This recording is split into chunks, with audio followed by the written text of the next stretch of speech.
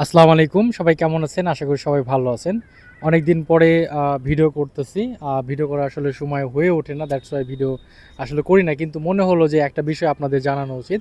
সেটি হচ্ছে ফেসবুকে ইদানিং দেখা যাচ্ছে আমাকে অনেকে মেসেজ করেছে যে ভাই প্রোফাইল সাম ইস্যু চলে আসে। আমি একটা মাইলস্টোন নিয়ে একটা পোস্ট করেছিলাম। ছবিটা আমি অনলাইন থেকে ডাউনলোড করে ফেসবুকে পোস্ট করেছি। দ্যাটস ওয়াই আমাকে ফেসবুক হচ্ছে আপনাকে প্রোফাইল সাম ইস্যু দিছে। সো অনেকে কি এরকম দিছে যারা হচ্ছে অনলাইন থেকে ছবি উল্টাপাল্টা দেখা যায় ডাউনলোড করে ফেসবুকে হুট করে আপলোড করে দিছেন, তাদেরই এই প্রবলেমটা হচ্ছে। সো এই যে মাইলস্টোনের যে ইস্যুটা হলো বিমান বিধ্বস্তে আপনার যে ঘটনাটি, এটা নিয়ে অনেকেই ফেসবুকে পোস্ট করেছে এবং এর ফলে অনেকেই উড়াধুরা ফেসবুক প্রোফাইল সাম ইস্যু দিয়ে দিছে। এখন এটার থেকে কিভাবে আপনারা এই প্রোফাইল সাম ইস্যু উঠাবেন বা সমাধান করবেন?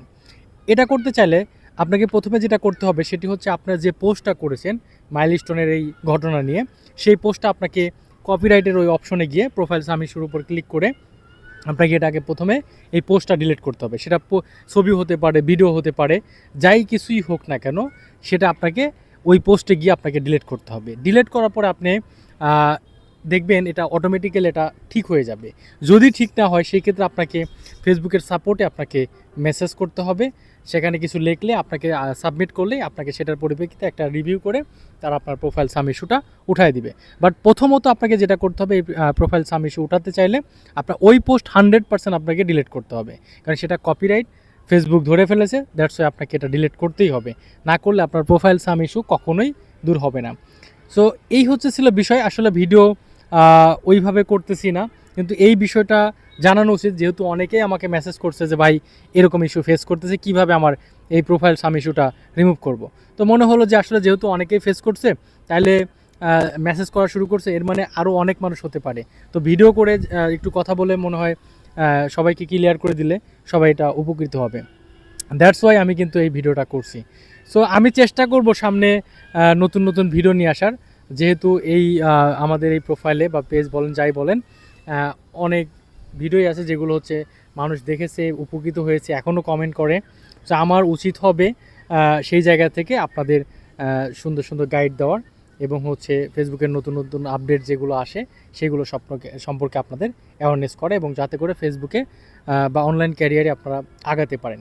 তো এই ছিল আজকের ভিডিওর মূল টপিক, যে আপনারা ফেসবুকে যাদের প্রোফাইল সাম ইস্যু চলে আসছে তাদের তো আসছেই, যাদের আসে নাই তাদের উদ্দেশ্যে যেটা বলবো, আপনারা ভুলেও সাম্প্রতিক যে ঘটনাগুলো হয়ে যাবে, মানে দেখা যায় দুর্ঘটনা, অ্যাক্সিডেন্টাল কিছু, সেটা আপনারা কোথাও থেকে ডাউনলোড করে ফেসবুক থেকে ডাউনলোড করে আবার নিজের প্রোফাইলে দিবেন, এই কাজটা কখনোই করবেন না।